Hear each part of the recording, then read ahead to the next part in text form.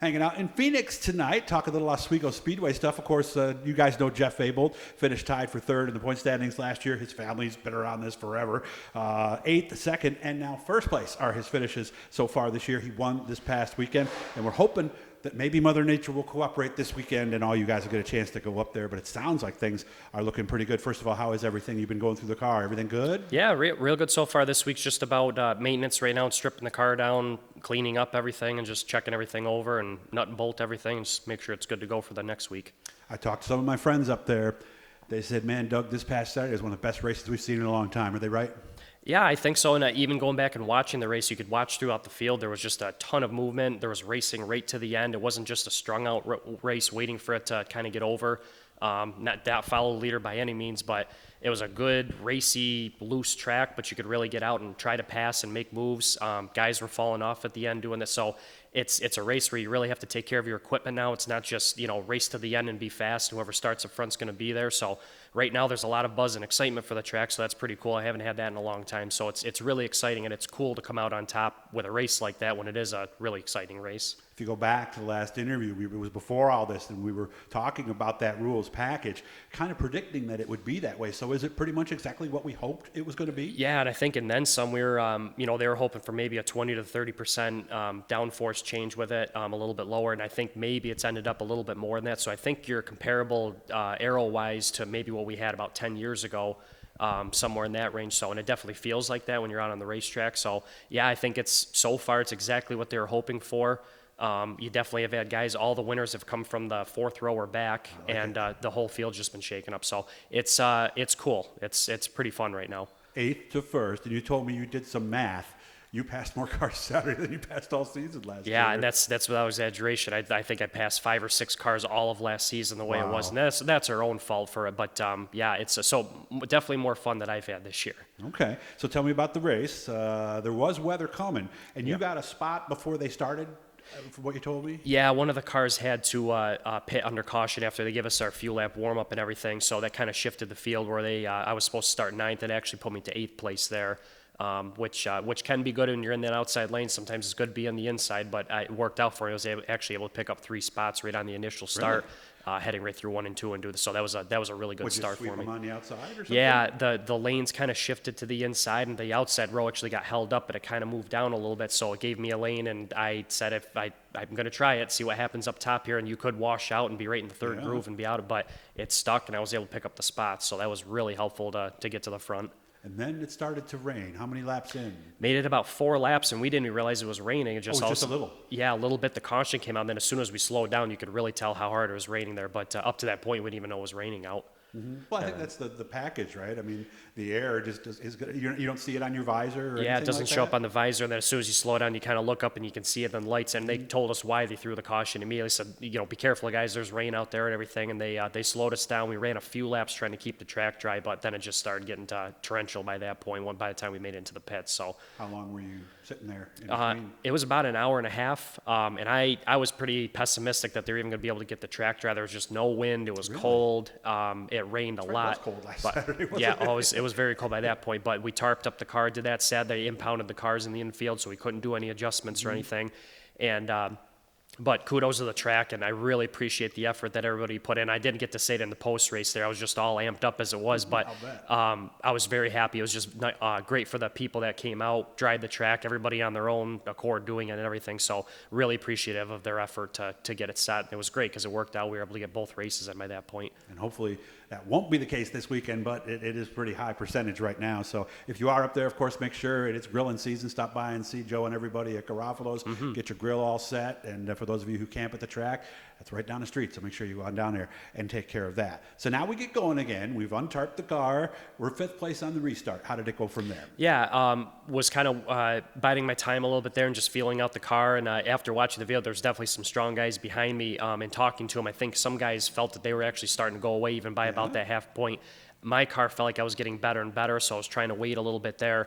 And then actually Mike Bruce was one of the first ones that tried to go to the outside and pass some cars, so I really saw that it was sticking there. So I kind of committed to that point that I said, if it's going to work, I'm going to go by anybody. This is what we're going to do. So we had a caution about halfway through, actually racing with Otto and everything. He got on the gas and spun there.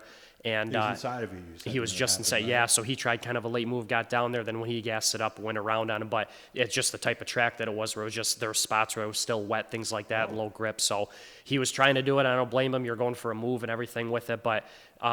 We after that restart, I was able to really feel the car, and the car was dynamite after that point. So kind of used that restart to my advantage. Was able to pick off a few cars, and then tried to hunt down Camden for the lead. And his car started going away quite quickly, and then my car was just building and building, and finally was able to catch up to him, make the outside move, and kind of take it home from there. Isn't that?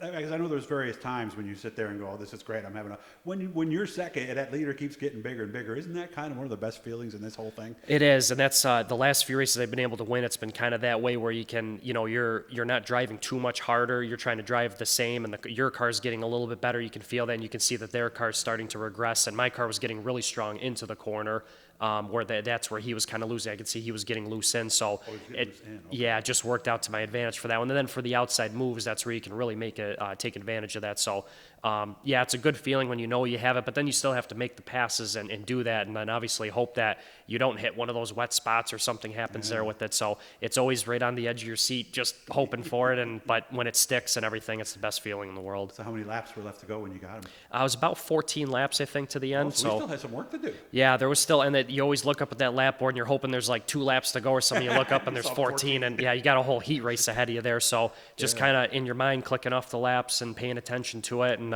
once in a while you can look up at the Jumbotron and see where the other cars are behind you, so you can kind of get a quick idea, but only for a split second. So But if you see yourself when you're alone, then you're good for a little bit. But as soon as you see it, bit, right? you see that car kind of behind you, okay, I better get on the gas here and try to go a little more. So was there anybody?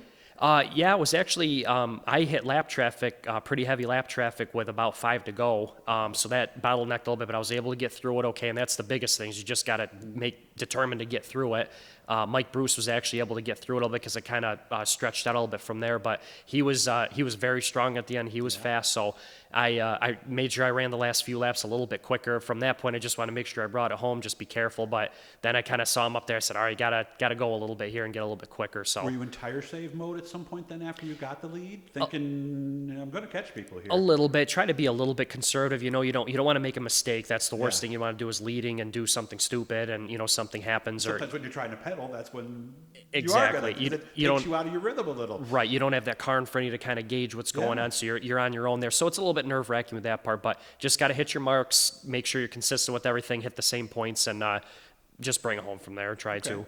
So was he on you the last couple laps? Was he within a few car lengths? Yeah, I think it was about 5 or 6 car lengths by the end of it. So, if it was a race that had some more laps, so I definitely would have had to push a lot harder and everything. And I think I still had more left in the car, that if somebody showed me a wheeler, so I could be aggressive with it. But there was some really fast cars out there, though. It was tough racing for it. You're racing with some good competitors right now. It's And you good. stayed up high? Yeah, a little bit. And the normal line that you're going to run there is a little bit off the hub rail and everything, kind of protect that line. But it's a talented field up there right now. You got some tough competition, so hard racing. Only about a minute and a half left. So it sounds like from where we were a couple of months ago wondering, and again, the right front tire was changed, the wing angle was changed. And what was the other thing again? That was the gurney, the flap on the back, the wicker. Bill. That's right. That no was more the other wicker. thing. It's been a while since we've talked about this. Yeah. So obviously it looks like everything's going exactly like we kind of hoped it would. Yeah, it's exactly where it needs to be. It's every once in a while. You don't want major rule changes to have to do construction changes, but little shakeups like this, I think, are good once in a while. You have to start figuring stuff out. And it's tough because you either go up and test, you do it, you try to do it on race night, things like that, but it's always hard to kind of come up with that new setup. That's what are you going to do with the Saturday off?